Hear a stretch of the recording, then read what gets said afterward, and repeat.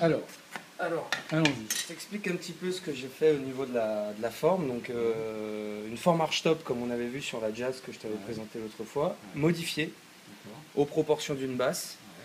Le but, c'est pas de faire non plus un instrument trop gros, trop disproportionné. Je parle de ce que j'ai vu aussi par rapport à ce qui se fait dans le commerce et chez des confrères luthiers, qui vont faire un corps relativement similaire, mais avec une corde vibrante très longue. Donc un diapason très long, ce qui nous emmène le chevalet très bas. D'accord. C'est quand même un instrument acoustique. Ouais. Donc il faut quand même privilégier, malgré le fait que ça va être amplifié, de garder tout ce qui est point vibratoire et contrainte de résonance. D'accord. Donc je me suis dit, pour un bon compromis, alors déjà la forme elle est modifiée par rapport à l'archtop. Ouais. On a une largeur ici qui fait 58. D'accord. Voilà, donc c'est l'équivalent d'une guitare classique, enfin en basse 5 cordes en proportion ça tient. Et par rapport au sillet de tête, on est à 45. D'accord. Donc Ce qui fait un instrument nettement plus confortable et réduit au niveau des cotes. Donc mieux en vélocité. Voilà. Après j'ai fait donc le compromis de taille de corde et par rapport à la corde vibrante. Et je pense que vraiment pour optimiser le tout, faut faire un diapason à 762 en fait, ce qu'ils appellent le short scale. Ce qui se fait dans beaucoup de factures instrumentales, y compris des basses de fabrique. Des grandes marques comme des luthiers plus petits on va dire, mais en tout cas c'est ce qui peut se faire, y compris chez Warwick par exemple.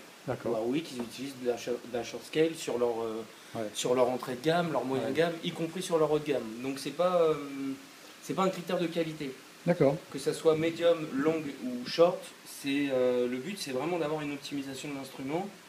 Et là en l'occurrence en étant acoustique, électroacoustique, il faut quand même garder il faut que ça fonctionne au mieux dans cette boîte qui est pas trop petite, pas trop grande non plus pour garder un instrument jouable, que tu puisses le jouer assis et pas comme une contrebasse avec un pic. Et ça c'est ce que j'ai beaucoup vu dans le commerce, c'est-à-dire ils ont des corps qui font 50 cm de long à peu près, sur 45 de large, mais on a une corde vibrante qui est tellement grande qu'à genoux, assis, c'est presque impossible à jouer. Et c'est ce qu'ils disent les mecs. Donc souvent il y a un pic et ça fait un instrument hybride, un peu contrebasse. Voilà. Nous on est d'accord d'avoir quand même quelque chose qui va du flap top, quoi. Vraiment quelque chose que tu puisses jouer assis. Ou debout, mais que ça soit jouable. Tout à fait. Voilà, donc je pense que corde vibrante 762 mm. D'accord. Sur du 17 pouces en largeur. Donc la corde vibrante, ça part du chevalet, voilà, du chevalet jusqu'en haut, jusqu'au sillet de tête. Jusqu'au sillet de tête. Alors, pour les F, elles sont beaux. donc les F, tu m'avais parlé de la baoulée.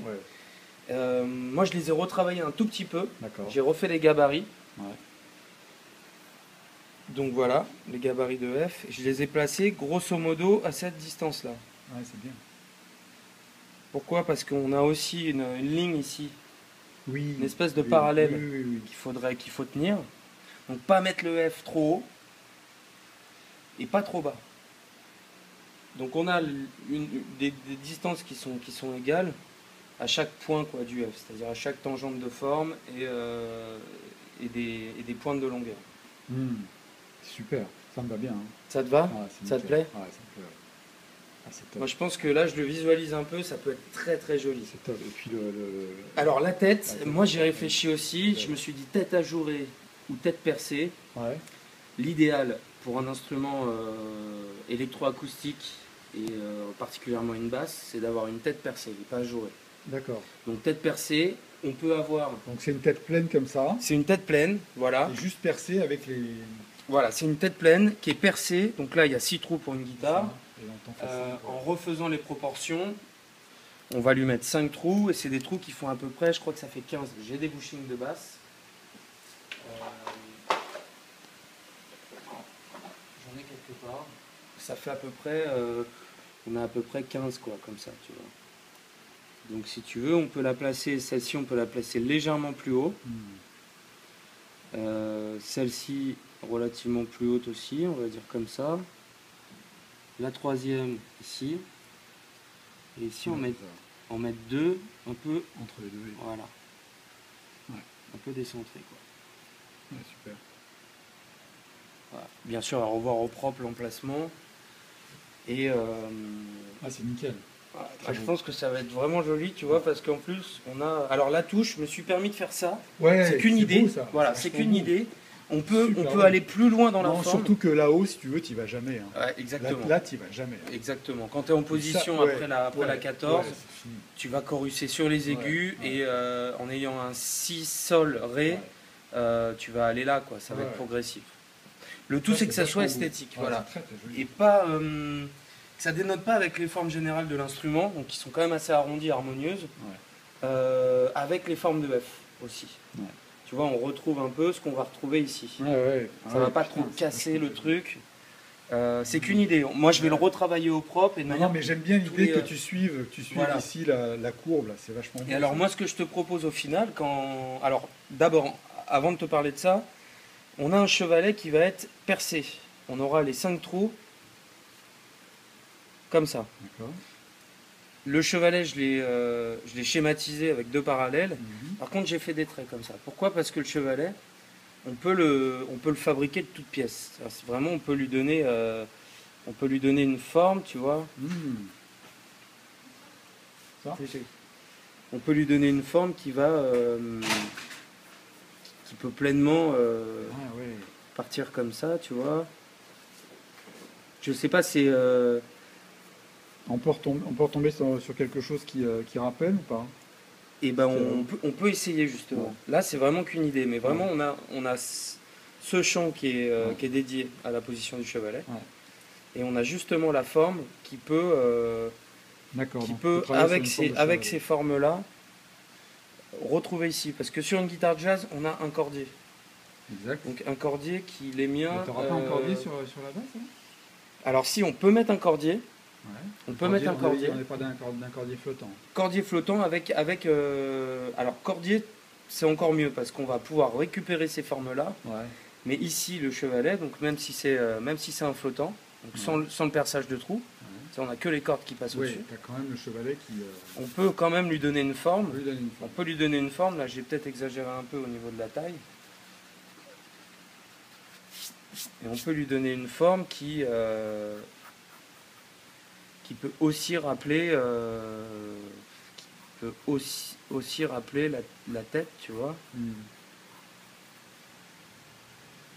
Il faut que ce soit équilibré avec le reste. Voilà, donc ça sera à déterminer en fait. À déterminer, sachant que...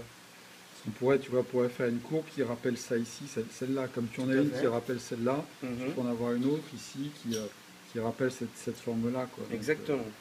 Avec toujours des proportions, sur un flottant, on va être quand même assez serré au niveau des cotes. On va pas pouvoir faire quelque chose de trop loin. C'est faisable, mais ça sera pas joli.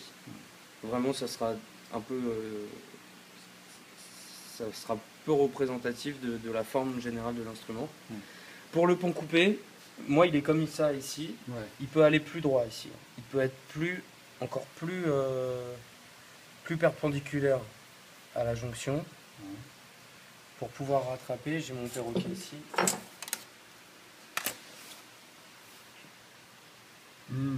Tu vois, ça me plaît ça. Il peut davantage... Pour aller chercher plus loin. Il peut davantage être... ça me plaît ça. Grosso modo. J'aime bien ça. C'est plus chouette aussi. C'est pour ça je voulais le voir. Vraiment, c'est des choses que je peux voir avec toi. Sachant que là, c'est du pré-gabarit. Le définitif, je le ferai en contreplaqué. Il fera 25 mm d'épaisseur, donc ça sera un gros gabarit si tu veux.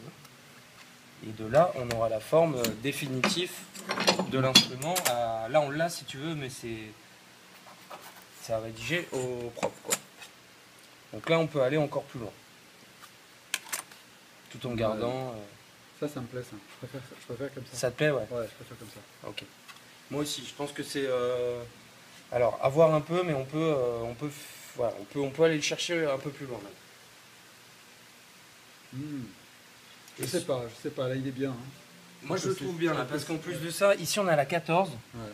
À ce stade-là, même si c'est du fretless, 15, 16, ouais, 17, 18, 19, 20. Moi j'ai calculé pour 25 frettes et plus. 25 frettes à ce niveau-là à peu près. Donc là c'est du plus quoi. Tu auras 2 octaves, 2 octaves et demi presque. Quoi. Ouais, c'est super ça. Tu vois, donc ça tu vas le chercher. C'est pas la peine d'aller chercher plus. Je trouve que ça, on perdrait de l'équilibre là. Je suis d'accord avec toi, ouais. Je suis d'accord avec toi. On perdrait de l'équilibre. Mais là, comme ça, il me va bien, tu vois.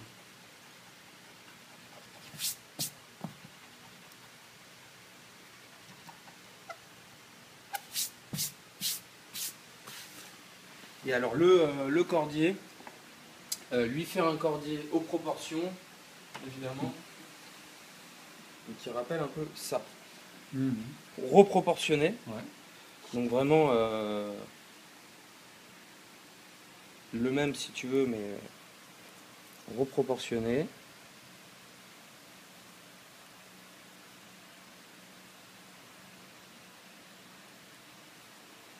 Ouais, c'est génial. En gros, on aura quelque chose à la taille de l'instrument. Voilà. Légèrement plus court. Ouais, je vois bien. Super joli. Ouais. Écoute, ça me va vraiment bien. Ouais, ça va être chouette. Hein. C'est vraiment beau. Ouais. Et alors, j'ai reçu de l'Ovancol.